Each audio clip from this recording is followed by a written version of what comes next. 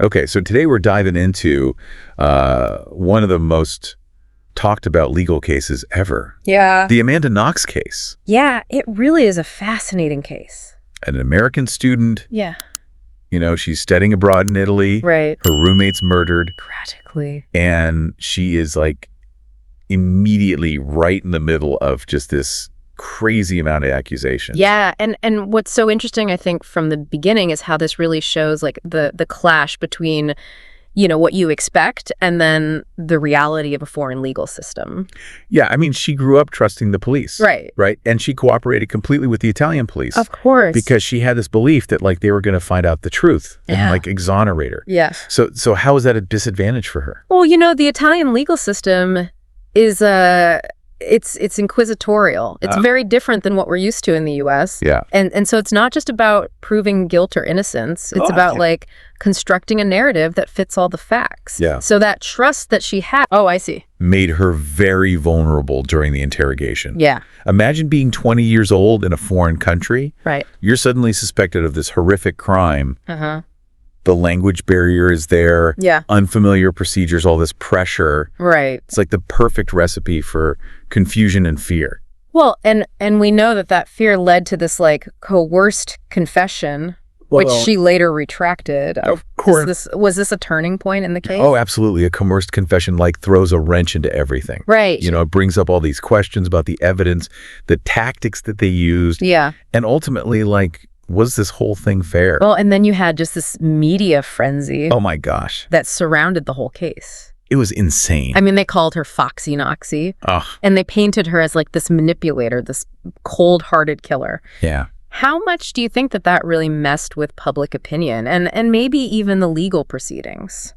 Oh, I think the media's role in this cannot be overstated. Yeah. They took a complex situation with all these nuances and turned it into like a soap opera.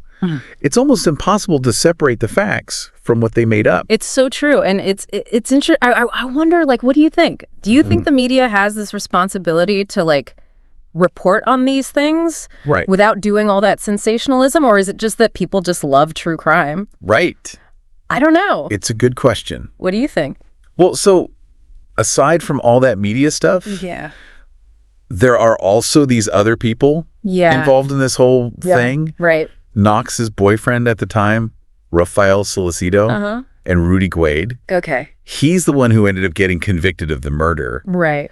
And their stories being all mixed up makes it even more complicated. Well, and Solicito was convicted alongside Knox initially. Yeah. But then they were both acquitted. Right. And then you have this other guy who was convicted separately for the same crime.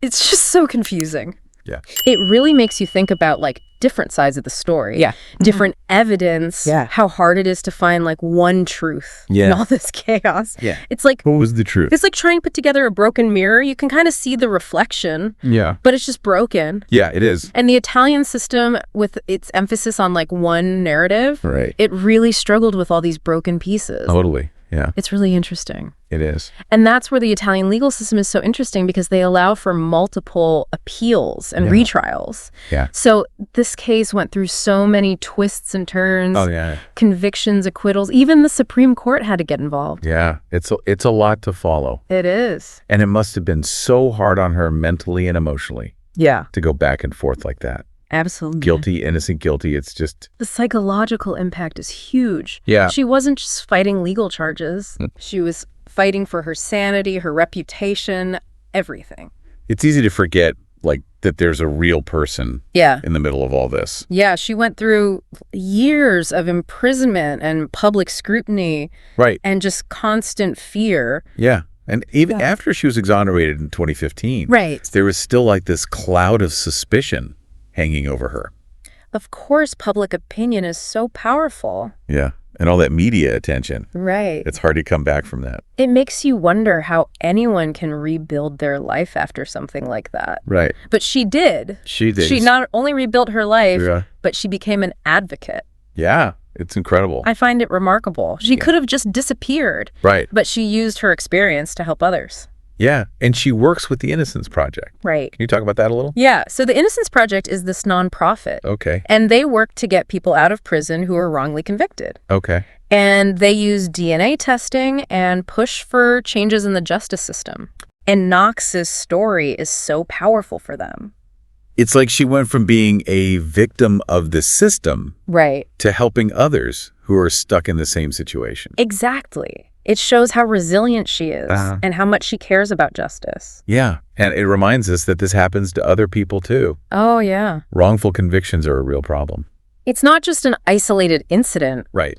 There are systemic issues that need to be addressed. Yeah, and Knox's case being so high profile, it brought these issues into the spotlight. Exactly. It sparked these conversations about due process, the presumption of innocence, and how flawed the legal system can be. It really makes you think about how easily any of us could be in that situation. It does. And it highlights how important it is to be critical, to question things, and to fight for a better system. Absolutely. I'm curious about what our listeners think. Yeah. Have you been following this case? Yeah. And if so, like, how has your opinion of Amanda Knox changed over time? Has this conversation given you a new perspective? Yeah, let us know in the comments. This has been really interesting. It has. I mean, from the murder to the trials, and then her work as an advocate. Yeah. There's just so much to this case. It really goes beyond a typical true crime story. Yeah. It makes you think about all these bigger issues, like different legal systems, the media's influence, and what justice really means. It's like a modern-day parable or something. I like that. You know, it asks us these hard questions, like, how do we balance the public's right to know with the idea that someone's innocent until proven guilty? It's tricky. And what about when legal systems from different countries clash? Yeah, how do you make sure that's fair? And how do we stop people from being judged before they've even had a trial? It's a tough one. I think that's why this story has touched so many people. I agree. Because it could happen to any of us. Yeah, it really highlights how important it is to think critically. Yeah. And to question what you see and hear, and to fight for a better system. I want to go back to something you said earlier about the psychological impact. Oh, yeah. Even after someone's exonerated. Right. The effects are still there. Absolutely. The trauma of being in prison, the public humiliation, the fear, it stays with you. And it makes you realize that we need to have compassion. Yes. For anyone who's been through this. Absolutely. It's not just about the legal outcome. Right. It's about helping them rebuild their lives. And their trust in the system. Yeah. So as we wrap up, I want to leave you with this question. Right. What can we do to make sure justice is real? Yeah. Not just an idea. A good question. For everyone. For everyone. I think that's a good place to end it. It is. It's been great talking about this with you. You too.